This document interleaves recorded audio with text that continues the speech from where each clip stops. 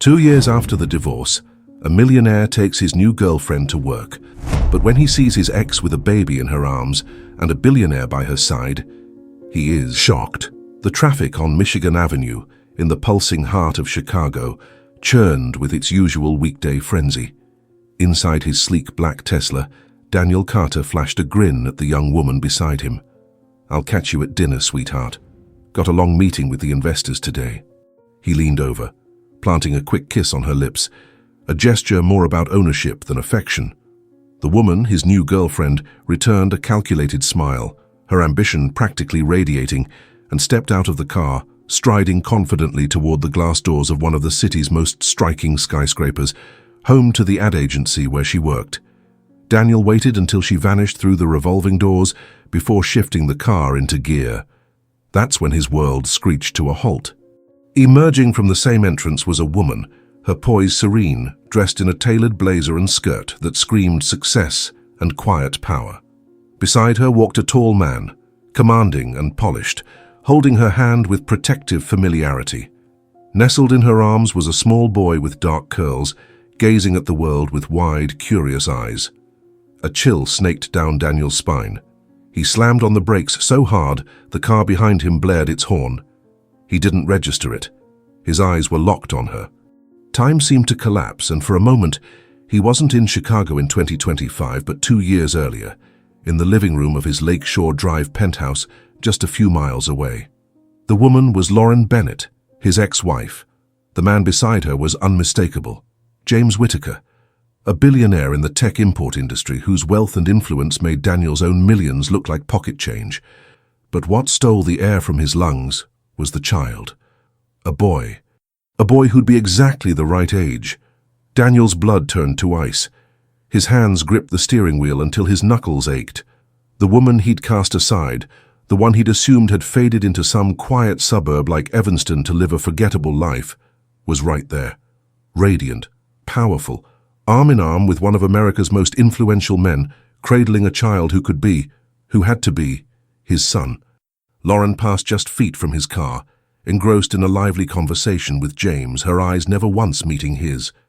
To her, he was nothing, just another car in the snarl of downtown traffic. To him, she was the ghost of his greatest mistake, a specter rising to collect a debt he hadn't even realized he owed. The question hit him like a fist. What have I done? The memory of that day, 2 years ago, crashed over him with the force of a tidal wave. The late afternoon sun poured into his penthouse, Lake Michigan stretching endlessly blue beyond the floor-to-ceiling windows, a scene of tranquility that clashed brutally with the silent war unfolding inside. Lauren sat on the cream leather sectional, her hands clasped tightly in her lap to still their trembling. She'd just come from the doctor, a small white envelope tucked in her purse. Inside it, the blurry outline of a future. "Daniel, we need to talk," she said, her voice soft but urgent.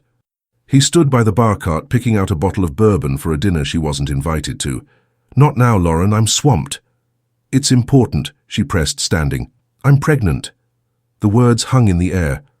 Lauren watched him, her heart pounding with a mix of fear and hope, yearning for a smile, a hug, a glimpse of the man she'd married.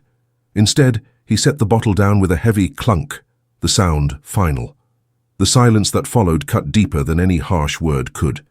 When he finally turned to face her, his expression was cold, unyielding. "That's not in my plans right now." "Our plans," she corrected, her voice cracking. "We're married, Daniel." "Marriages end," he shot back, crossing to the bar to pour himself a drink. "Ours ends here. I've met someone else. She's young, driven, doesn't come with baggage. A kid doesn't fit the life I'm building." The word baggage sliced through her. Her child, the product of a love she'd believed in, reduced to a burden. The truth clicked into place with agonizing clarity. The late-night calls, the business trips, the growing chasm between them. His betrayal wasn't a suspicion. It was her reality now. "That's it then," she whispered, the ground dissolving beneath her. "After everything, you throw me away like I'm nothing?" "Don't be dramatic," he said, downing the bourbon in one gulp. "I'm not a monster. You can keep the condo in Lincoln Park. I'll set you up with a generous alimony. You won't want for money, just leave me alone. Raise the kids somewhere else. Tell him his dad's dead. Make up a story. My life's moving in a new direction now. In that moment, amid the shattering pain, something fierce stirred in Lauren. The pride and resilience instilled in her since childhood rose above the despair. She straightened, her chin lifting, and her tear-filled eyes met his with an intensity that made him step back. I don't want your money, Daniel. Not your condo, not your guilt-fueled checks. I want nothing from you. She grabbed her purse, the ultrasound image of her baby, now her only guide. You're not just ending a marriage, you're abandoning your child. And I swear, one day, you'll regret this with every bone in your body. He let out a short, scornful laugh. Good luck with your new life, then. She didn't waste another word. Turning her back on him, she walked to the door, each step a declaration of her independence. Crossing that threshold, she left behind not just a husband, but a life of pretense, hollow luxury, and a love that had been a lie. She didn't look back. Her escape was swift and calculated. She sold the jewelry he'd given her, turning symbols of a false love into cash for a real future. With it, she rented a modest apartment in Oak Park, a quiet suburb west of the city, where the name Carter held no sway. Anonymity became her armor. As she unpacked her few boxes, the distant rumble of the Green Line train in the background, the weight of her new reality hit her. Alone, pregnant, starting from scratch. Panic clawed at her chest, but her hand rested instinctively on her still, flat stomach, and a quiet certainty steadied her. She wasn't alone. It's just us now, little one, she whispered into the stillness of her new home. And I promise, with everything I am, you'll have a life full of dignity. You'll have a mother who'll never, ever abandon you. In that moment, the Lauren Bennett who'd been the wife of a millionaire, the polyglot with Ivy League degrees, ceased to exist. In her place, forged in the crucible of betrayal, a new woman was born. The vow Lauren made in the quiet of her Oak Park apartment became the foundation of her new life. The early months tested her endurance to its limits. Pregnancy, meant to be a time of joy, was shadowed by loneliness and uncertainty. Some days, morning sickness blended with silent tears, not for the man who'd left her, but for the life and family she'd dreamed of. She'd rest a hand on her budding belly, feeling a surge of overwhelming love, tangled with raw fear. How would she do this? The answer was both simple and grueling, one step at a time. She tucked away her diplomas from Yale and her certifications in English, French, Spanish, and Russian in a drawer. Those credentials belonged to a past she couldn't afford to revisit. In the job market, the name Lauren Bennett, with her stellar resume, would raise questions about her last role, her connections, her marriage to Daniel Carter. She needed to be invisible. She needed a job that paid the bills, one that didn't demand references from a world she'd fled. With her pregnancy still concealable under loose sweaters, she hit the pavement. She applied for receptionist gigs, retail jobs, administrative assistant roles. But her lack of recent experience or verifiable references kept doors shut. Each rejection stoked her desperation. The money from her jewelry was dwindling, and time was her enemy. One day, walking past a sleek glass tower in downtown Oak Park, she spotted a sign, hiring for janitorial staff. The name on the building was imposing, Whitaker Imports and Logistics. Her heart stuttered. The Whitaker name was big in business circles. James Whitaker, a rival to Daniel but on a far grander scale. The irony stung, but necessity trumped pride. Here, no one would know her. To a cleaning crew, a Yale degree was worth less than a strong pair of hands. The interview was brief and impersonal. The supervisor, a weary but fair woman named Ms. Janet, barely glanced at her. They needed someone for the night shift. The work was tough, the pay minimum wage, but it was a start. It was the dignity Lauren craved. She accepted on the spot. And so the woman who'd once attended galas and debated global trade policy in London began wearing a grey jumpsuit, pushing a cleaning cart through the silent corridors of a corporate empire. The scent of pine cleaner replaced her Dior perfume. Her hands, once accustomed to signing contracts, now gripped mops and rags with an aching precision. The job was both her lifeline and her penance. At night, while the offices slept, Lauren waged a private war. The physical toll was brutal on her changing body. Her back throbbed constantly, and exhaustion was her shadow. Often in the staff bathroom she'd lean against the sink, catching her breath, feeling her baby stir and whisper, "This is for you. All of it's for you." That tiny life was her anchor, the reason she scrubbed floors with silent tears mingling with her sweat. She was a ghost, a functional presence no one noticed. The few late-night employees saw her as part of the scenery. To them, she had no name, no story. That was exactly what she wanted. She didn't speak of her past, her pregnancy, or the growing belly she hid under oversized uniforms, stooping slightly to blend into the shadows. Her only confidant was Rosa, a fellow cleaner, a warm woman in her 50s with an easy laugh and a heart as big as Lake Michigan. Rosa sensed the sorrow in Lauren's eyes and, without prying, offered friendship. She shared her snacks, helped with heavier tasks, and, most importantly, gave Lauren the gift of understanding silence. Rosa knew there was a story there, a deep wound, but respected the walls Lauren had built. One night, as they tidied the executive suite on the top floor, an area Lauren usually avoided, she let her guard slip. She paused by the floor-to-ceiling window, the Chicago skyline glittering like a sea of stars. It reminded her of the view from her old penthouse, the same beauty seen from a vastly different life. A single tear fell. "Pretty, isn't it?" Rosa's voice startled her. Lauren quickly wiped her face. "Yeah, it is. I come up here sometimes," Rosa said, joining her. "Think about all these big shots working here, their stresses, their millions, and us, cleaning up their messes." She sighed. "But you know what? Our lives are simpler. We worry about bills, about our kids growing up healthy. The rest is just noise." As Lauren and Rosa packed up their supplies, ready to move to the next floor, a muffled but tense sound cut through the wall of the main conference room, the one they called the fishbowl for its glass walls. Voices. One, deep and male, was sharp with frustration. "Unacceptable, this is ridiculous," the voice growled, vibrating through the closed door. Rosa glanced at Lauren, eyes wide. "What's this? Someone's here this late? I thought the floor was empty." "Sounds like a big meeting," Lauren whispered, a prickle of unease running through her. Late-night activity on the executive floor was rare, especially in the CEO's suite. She started pushing her cart, wanting only to slip by unnoticed. Just as she passed the frosted glass door, it swung open with a jolt. A tall man in a flawless suit, his hair mussed and face flushed with anger, stood in the doorway. His eyes swept the hall, landing on Lauren, not on her as a person, but on her jumpsuit. It was James Whittaker, the CEO, the titan behind the empire. Lauren recognized him from company newsletters, but in person, his presence was overwhelming. "You!" he barked, his voice slicing through the air. "Come here. Someone spilled coffee on the table. Clean it up. Now." He didn't wait for a reply, turning back into the room, leaving the door ajar. Lauren swallowed hard. Rosa gave her a sympathetic look, a silent, "Good luck." Heart pounding, Lauren grabbed a clean rag and stepped inside.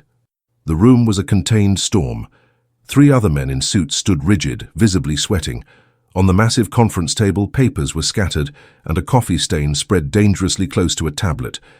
James Whittaker paced like a caged animal, phone pressed to his ear. "I don't care about the time zone, Alexei," he snapped in English. "The deadline's tomorrow morning. Your translators are useless, your software's garbage. This one clause could tank the biggest deal in our company's history." He slammed the phone down, tossing it onto the table. As Lauren quietly wiped up the coffee with quick practiced movements, she couldn't block out the frantic conversation. "Sir, the sworn translator we found can't review it until tomorrow afternoon," one director stammered. "We tried 3 different translation apps, but the outputs don't match. Clause 5.2c is gibberish in all of them. It's like some niche technical jargon." "Gibberish?" James let out a bitter laugh. "What's gibberish is that my team, pulling 6-figure salaries, can't solve a translation issue. This is a $250 million contract with Russia's top grain distributor, and we're going to lose it over 1 clause." He ran his hands through his hair, frustration rolling off him in waves. His gaze fell on the printed document, a tangle of Cyrillic script mocking him. In a surge of anger, he slammed his fist on the table, making everyone flinch, except Lauren. "I'm done," he roared. "I'll put my own paycheck on the line. 1 month's salary to anyone in this room who can translate this damn document right now perfectly, so I can call Alexei and shove the exact terms in his face. A heavy silence blanketed the room. The directors exchanged helpless glances. It was an impossible challenge. Lauren finished wiping the last of the coffee. She should have left, retreated to the safety of her anonymity. But the Russian text on the paper, visible from where she stood, caught her eye. She read it and understood it. The complexity, the legal nuance, the obscure terminology that would stump any algorithm. It was her domain, her old world. Her pulse raced. It was a massive risk.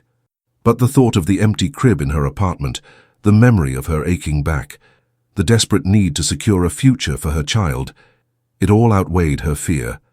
The dignity she sought wasn't just in hard labor, but in using the gifts she'd buried. Still clutching the rag, she straightened.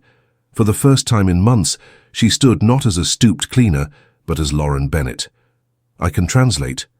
Her voice, though quiet, sliced through the silence like a blade. Every eye in the room turned to her. Confusion, then disbelief. James Whittaker stared, his brows knitting together, as if she were a hallucination. "What did you say?"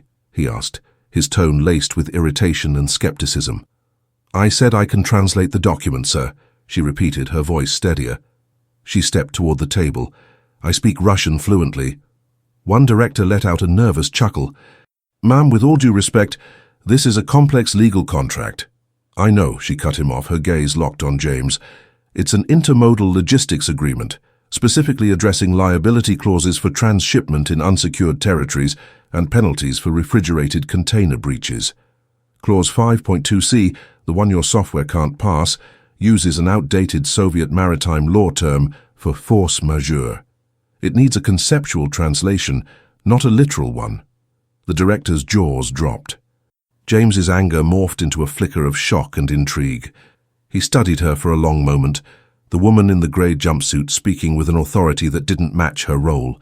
Hesitant, but out of options, he slid the paper across the table toward her. "Translate." Lauren set the rag on her cart. Her hands, which had been scrubbing floors moments ago, lifted the document with a forgotten familiarity. Her eyes scanned the lines and the words poured from her, not in English but in flawless Russian, then seamlessly into English for the negotiation's sake. She didn't just translate, she interpreted, clarified nuances and contextualized terms, arming James with the precision he needed. Her translation was clearer, sharper, and smarter than any machine could manage. When she finished, a stunned silence filled the room. She'd unraveled the unsolvable in under 5 minutes. James grabbed his phone, dialed. When Alexei answered, he spoke with a lethal calm, using Lauren's exact words and framing. The call was brief. Hanging up, a triumphant grin, the first of the night, spread across his face. "The contract's ours," he announced. The directors exhaled in relief. James turned to Lauren. The astonishment in his eyes was raw. "Who are you?" he asked, his voice free of arrogance now. Lauren met his gaze, her exhaustion mingling with a fierce new resolve. She was no longer a shadow. "I'm the woman who just saved your $250 million deal," she said, her voice calm and unshakable. "And you owe me your salary for the month." The weight of Lauren's words lingered in the conference room, a declaration no one had anticipated. The directors stared, mouths agape, witnessing a power shift so sudden it felt surreal. The janitor hadn't just saved the deal of the year, she'd called in the CEO's impulsive promise with unwavering confidence. James Whittaker studied her, the initial shock giving way to a deep appraisal. He saw the fatigue in her posture, but also the iron in her spine. He saw the plain jumpsuit and the brilliance that outshone his entire team. A man used to absolute control, he found himself disarmed. A slow, almost imperceptible smile curved his lips, not mockery, but genuine respect. "Fair's fair," he said, his voice now steady. "A promise is a promise." He glanced at his CFO, still reeling. "Arrange the transfer." "My full monthly salary, gross." Turning back to Lauren, he added, "The payment will process by morning. I'll need your details." "They're with HR," Lauren replied, matching his composure. She didn't smile or show relief, just nodded, as if sealing a deal of that magnitude was routine. She picked up her rag, placed it back on her cart, and with the same quiet grace she'd entered with, turned to leave. "Hold on," James called.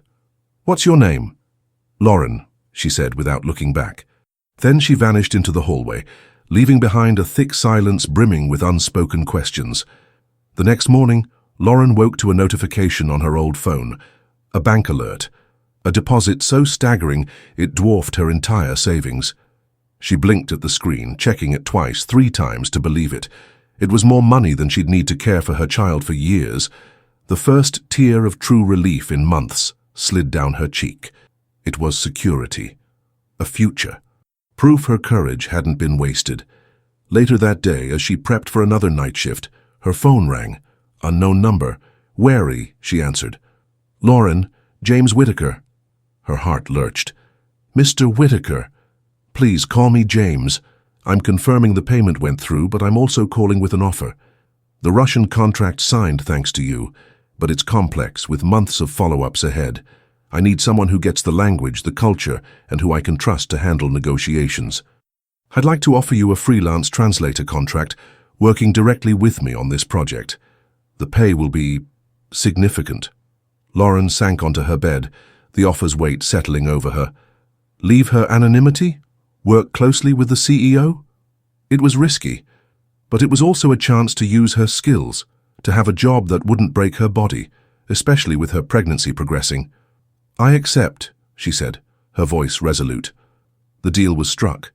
Lauren shed the grey jumpsuit for good.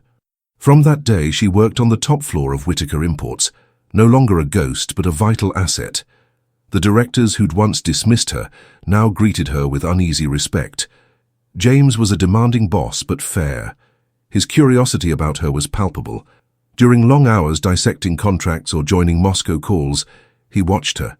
He noted her seamless shifts between English, Russian, and strategic insight, her ability to anticipate issues, her poise under pressure. This woman was a puzzle. "Where'd you learn Russian like that?" he asked one day, after a grueling call she'd navigated flawlessly. Lauren hesitated. "I spent 2 years in Moscow during my master's in international relations." The revelation caught James off guard. "Masters? And you were mopping floors?" She met his eyes, her gaze heavy with an unspoken story. "Life takes you down unexpected roads. I had to start over. I left everything behind." Bit by bit, in snippets between meetings, James pieced her together. He learned of her elite education, her years abroad, and inevitably, through a discreet check by his assistant, he uncovered her past marriage. Lauren Bennett Carter, ex-wife of Daniel Carter. One day, he broached it, not accusingly, but with genuine interest. "You were married to Daniel Carter." Lauren didn't flinch. "Yes, I was." "What happened?" he asked gently. She exhaled, offering a sliver of truth, the part that mattered. "He wanted a different life, with someone else. I chose to walk away with nothing from him. I wanted to build my life on my own terms, with my own work, my own dignity." She didn't mention the betrayal, nor the pregnancy. Her child was her sanctuary, too private for the corporate world. She feared judgment, whispers, or being seen as complicated, the same label Daniel had used to discard her. The revelation shifted James's view of her. His admiration for her skill now blended with awe at her resilience. This wasn't just a brilliant woman, she was a survivor. A phoenix he'd been lucky to find in the ashes. Their time together grew. The Russian project demanded constant attention. They shared working lunches in the office, pored over documents late into the night, and their initial formality softened into easy camaraderie. He made her laugh with his dry wit. She stunned him with her world view. James began noticing more than her mind, the spark in her eyes when she cracked a tough problem, the grace in her movements even when exhausted, the kindness she showed Rosa, her old colleague, in passing. He thought of her outside work, eager for mornings to collaborate again. He was falling in love with the janitor, the translator, the woman of mystery and unyielding strength. He didn't know all her secrets, but what he knew was enough. He saw not a victim, but the strongest, most principled woman he'd ever met. For the first time in a life driven by deals and profits, James Whittaker wanted to protect something far more precious than a contract. Working with James was both healing and agonizing for Lauren. His respect and admiration stirred feelings she'd thought were dead. She found herself laughing at his quips, sharing ideas beyond work, feeling a bond she'd never had with Daniel. Yes, she was falling for James, but that joy came with icy dread. A secret loomed between them, growing more visible daily. Her belly, now in its 6th month, couldn't be hidden by oversized cardigans or A-line dresses. It was a physical truth, a constant reminder of her vulnerability. Telling him felt impossible. How to explain hiding something so fundamental? What if he saw her as dishonest, or worse, a liability with another man's baggage? The fear paralyzed her. While Lauren thrived on the executive floor, envy festered below. Her meteoric rise from janitor to CEO confidant was the talk of break rooms and hallways. To some, it was a fairy tale. To others, especially women who'd long coveted James's attention, it was an insult. Lauren's obvious pregnancy became their weapon. Rumors started as venomous whispers. Seen the boss's new favorite? Pregnant. Whose kid is it? Awfully convenient, her showing up like that. She was a janitor. Must have done something to climb so fast. The malice spread like wildfire, fueled by jealousy. The story twisted into a fabricated truth. The mysterious translator was using a shady pregnancy to exploit the CEO. The gossip reached 2 senior directors, men threatened by Lauren's influence and uneasy with James's focus on her. They saw her as a disruption to the company's order. Her pregnancy was the perfect excuse to restore balance. One afternoon, while James was on a day trip to Detroit, Lauren was summoned to a meeting. Entering the room, she found the 2 directors, their faces stern and calculated, no warmth in their eyes.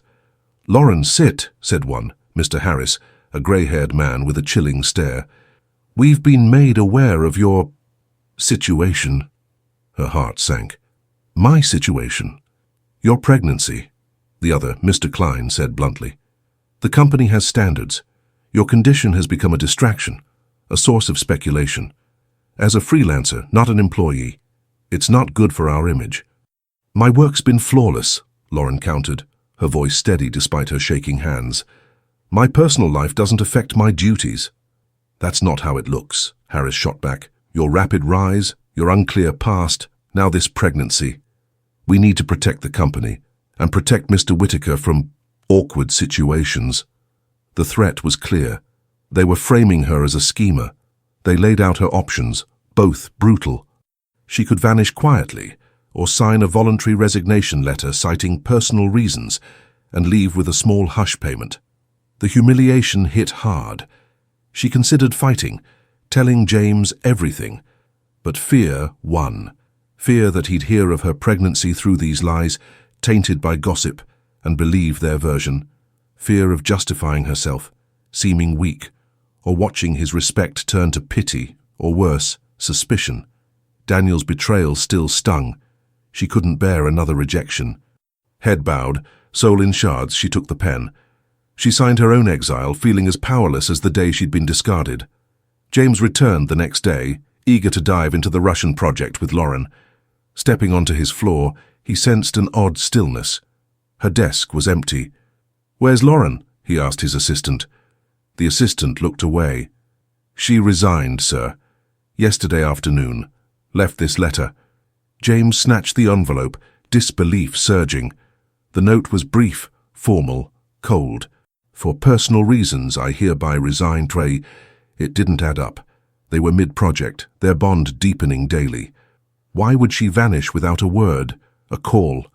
He dialed her number. Voicemail. Again and again. Nothing. Confused and uneasy, he summoned Harris and Klein. What the hell happened? Why did Lauren resign?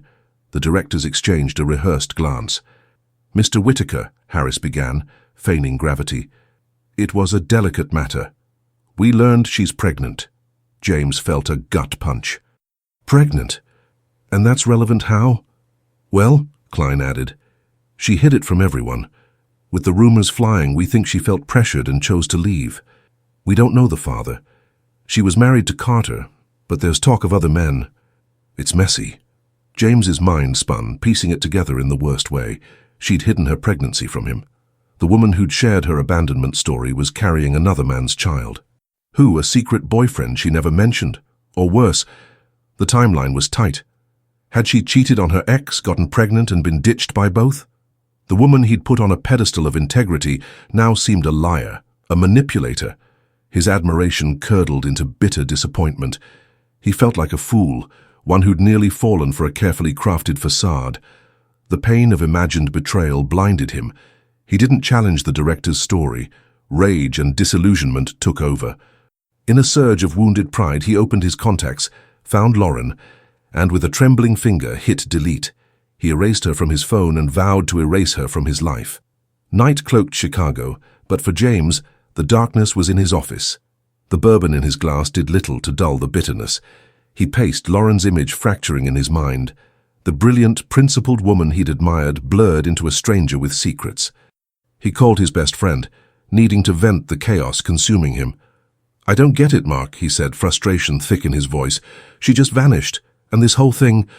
Pregnant. She never told me. I feel like an idiot. I was about to really fall for her, and she was lying to me the whole time. Who does that?" At that moment, the office door creaked open.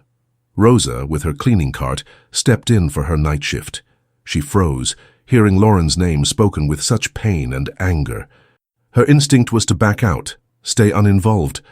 But seeing James's anguish mirroring the heartbreak she'd seen in Lauren's eyes the day before, her loyalty to her friend overrode caution. This injustice couldn't stand. With a courage she didn't know she possessed, Rosa cleared her throat. "Excuse me, Mr. James?" James turned, startled and annoyed. "Not now, please." "I'm sorry, sir. I didn't mean to eavesdrop," Rosa said, stepping forward, twisting her rag nervously. "But you're talking about Lauren, and what you're thinking, as it's all wrong." James lowered his phone, curiosity edging out irritation. "What are you talking about?" "Lauren's no liar," Rosa said, her voice trembling with emotion. "She's the strongest, most honest woman I know. You know why she didn't tell you about the pregnancy? She was scared, ashamed. That baby she's carrying, it's her ex-husband's. The millionaire who kicked her out the day she told him she was pregnant. He abandoned her at her lowest." Each word from Rosa was a light piercing the fog, revealing the brutal truth James had refused to see. "She came to Oak Park with nothing," Rosa continued, tears streaming down her face. "Turned down his alimony because she didn't want his dirty money. All she wanted was to raise her kid with dignity. She hid her belly as long as she could because she needed this job so bad. She was terrified of losing it if anyone found out. And that's what happened, isn't it? Someone spread the rumor and they used it to push her out." Rosa took a shaky breath, staring at the company's most powerful man. "That money you gave her, your salary, she didn't blow it on fancy stuff. She paid a year's rent up front and bought baby clothes, just to make sure her kid had a home and the basics. Her translator pay covered food, bills. She's not a schemer. She's a mom trying to survive." James stood frozen, the bourbon glass forgotten in his hand. The director's narrative, the story his pain had spun, collapsed. He didn't see a liar. He saw a terrified woman, fighting alone against the world, shielding herself and her child like a lioness. He'd judged her with the same cruelty the world had already dealt her. A wave of shame, regret, and deeper admiration crashed over him. "Where is she?" he asked, his voice hoarse. "I need her address, her number, please." Rosa scribbled Lauren's address and new prepaid phone number on a scrap of paper. James took it like it was gold. He didn't wait. He left the office, got in his car, and drove through the night, crossing the city to Oak Park, his mind racing. He found her in her small, simple apartment. When Lauren opened the door and saw him in her hallway, her face paled. She shrank back, one hand guarding her belly, bracing for the final blow, accusations, confirmation of her fears. But instead of anger, James's eyes held profound regret. "Lauren," he said softly, "can we talk?" That night, they didn't dine at a Michelin-starred restaurant, but ordered a cheap pizza, eaten at her small kitchen table. Under the dim light, Lauren bared her soul. She told him everything: the betrayal, the cruel abandonment, the loneliness, the fear, the grueling night shifts, the secret joy of her baby's kicks. the humiliation from the directors. She held nothing back, her tears falling freely. James listened, his heart breaking and rebuilding with each word. When she finished, he reached across the table, hesitantly covering her hand with his. "I was a fool, Lauren. I should have trusted what I saw in you, not their story. I'm so sorry for doubting you even for a second." He paused, his gaze intense. "What they did was low and cowardly. It won't stand. But first, I want to make things right with you," he went on. "I still need you. The Russian project needs you. I want you back on your terms. Freelance, from home, respecting your pregnancy, your schedule, your well-being. Away from the gossip, the office politics. Just you and me running this project together." Lauren looked at him, her red-rimmed eyes now gleaming with hope. His offer wasn't just a job, it was an apology, a gesture of trust, respect. It was him saying he saw her, all of her pain, her strength, and wasn't afraid. For the first time since her world collapsed, she could breathe. Lauren nodded, tears of relief replacing those of pain. In that modest Oak Park apartment, over pizza boxes and raw truths, they forged a new bond, one deeper than any contract. It was built on trust and mutual respect. The next 3 months were a quiet transformation. Working from home, Lauren blossomed. Free from prying eyes and toxic whispers, she threw herself into her work with focus and savored the final stages of her pregnancy with newfound peace. Her daily exchanges with James blended business with personal connection. Video calls about the Russian deal often stretched into long talks about life, dreams, fears. James became a steady, gentle presence. Never pushy, his care showed in small acts. Sending her favorite takeout when she was worn out, texting to check if she needed anything, or simply listening. He respected the walls around her heart, but with patience began to dismantle them. When little Noah was born, a healthy boy with curious eyes and dark curls, James was among the first to know. He visited her in the hospital, not as the CEO, but as a friend. Holding Noah for the first time, a protective instinct surged through him, rooted not in duty but in love. He was falling for Lauren and the tiny family she embodied. Over the months, their bond deepened into a quiet romance. They kept it low-key at first, but their happiness was undeniable. When Noah settled into a routine and Lauren found a trusted nanny recommended by Rosa, she felt ready for the next step. James invited her back to the company, not as a freelancer but in a new role, Director of International Relations, a board position tailored to her expertise and impact. Lauren's return to Whitaker Imports sent shockwaves through the company. She walked into the skyscraper head high beside James.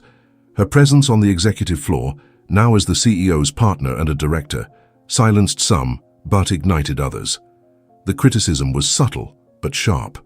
He promoted her because they're together. What kind of man takes on a woman with another guy's kid? She's a lucky opportunist playing the sob story card.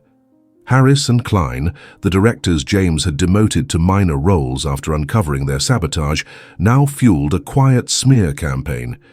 James knew every rumor, every sidelong glance. His indifference was his shield. At a company-wide meeting, he introduced Lauren formally, not just as a director, but as his partner. "Many of you met Lauren under different circumstances," he told the room, his voice commanding. "Today I want you to know her for who she is, the most capable professional I've ever worked with, and the woman I'm proud to stand beside." He took her hand, the public gesture quelling most detractors. He didn't care about her past or Noah's origins. He cared about the unbreakable woman she was. His pride became her armor. For Lauren, sitting at that boardroom table on the floor she'd once scrubbed, was the ultimate validation. She was no longer invisible. She was seen, respected, loved, not despite her journey, but because of it. James's introduction marked a turning point. His unwavering support and Lauren's undeniable skill slowly dismantled prejudices and hushed gossip. She wasn't just the CEO's girlfriend. She was a force, a leader, driving results and global vision for Whitaker Imports. The woman once unseen now shone at the heart of power. Years passed, wounds healed, love deepened, rooted in mutual respect and the joy of raising Noah, who grew into a happy, cherished boy. The tale of how Lauren Bennett, an anonymous janitor, became a top director, and won the heart of billionaire James Whittaker became a corporate legend, a testament to resilience and life's unexpected turns.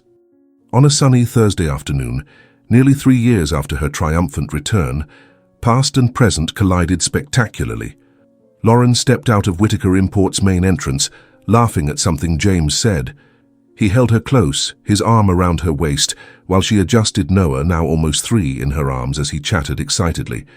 Lauren glowed, the picture of a fulfilled, powerful woman.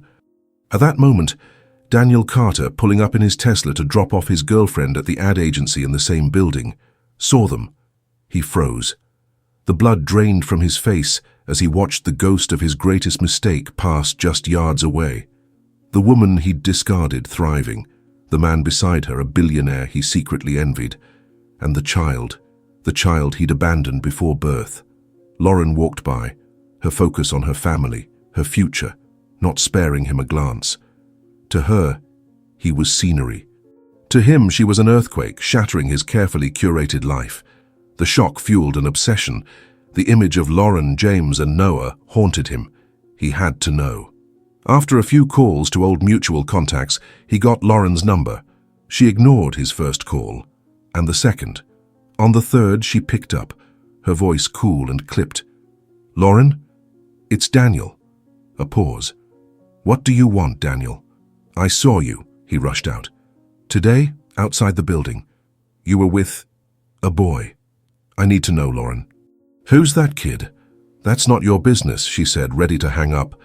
"Please," he pleaded, desperation leaking through. "His age. He looks right. Is he my son?" Lauren took a deep breath, summoning her strength. She wouldn't give him the drama he craved, just the truth, stark and simple. "Yes, Daniel.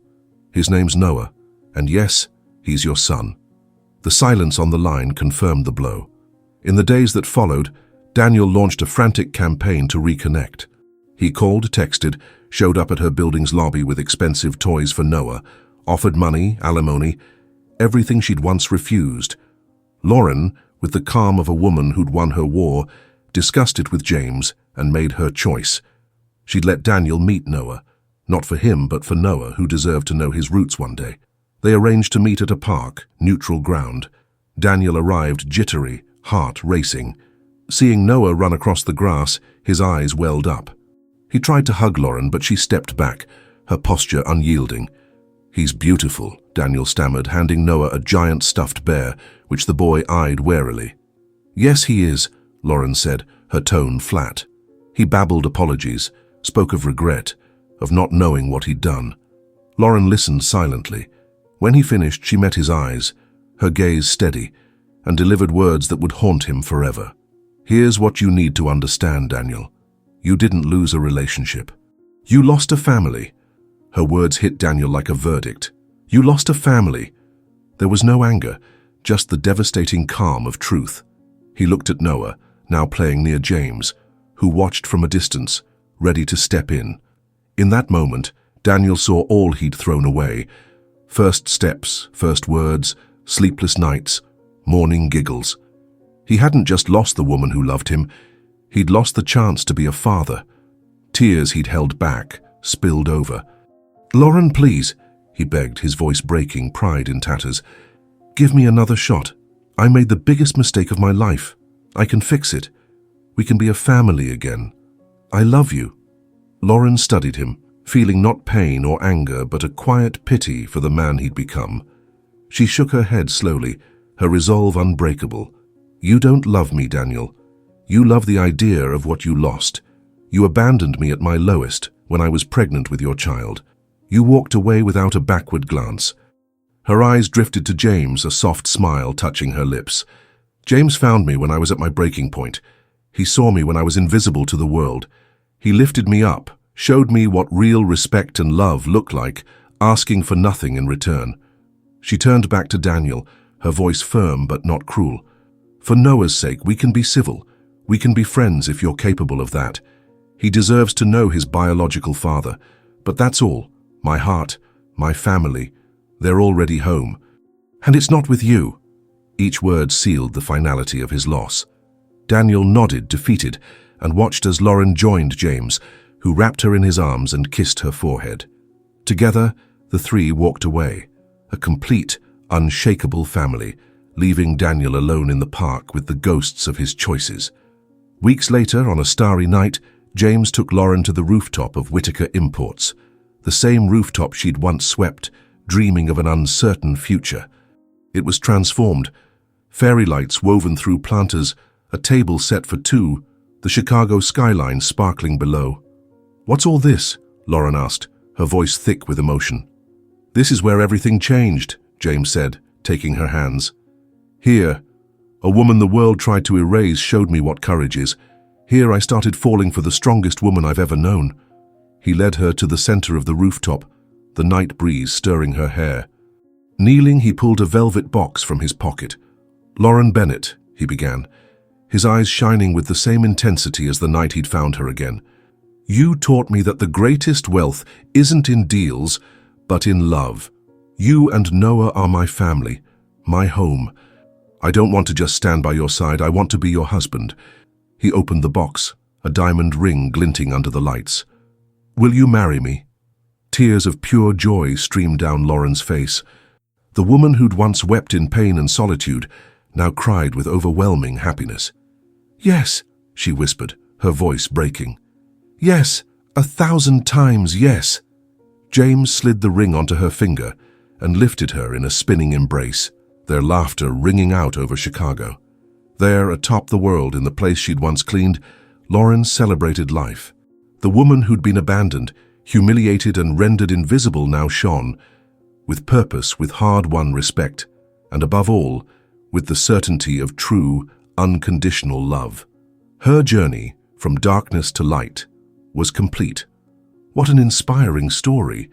Lauren's journey reminds us that no matter how far life knocks us down, the strength to rise again is always within us. If this incredible tale of resilience moved you, don't keep it to yourself. Hit that like button to spread this message of hope to others who need it. Subscribe to our channel to catch every one of our upcoming stories, crafted with care to touch your heart. And most importantly, share this story with your friends and family. You never know who might need a spark of inspiration today. Your support fuels our mission to bring stories that uplift and inspire. Thank you for being here, and see you next time.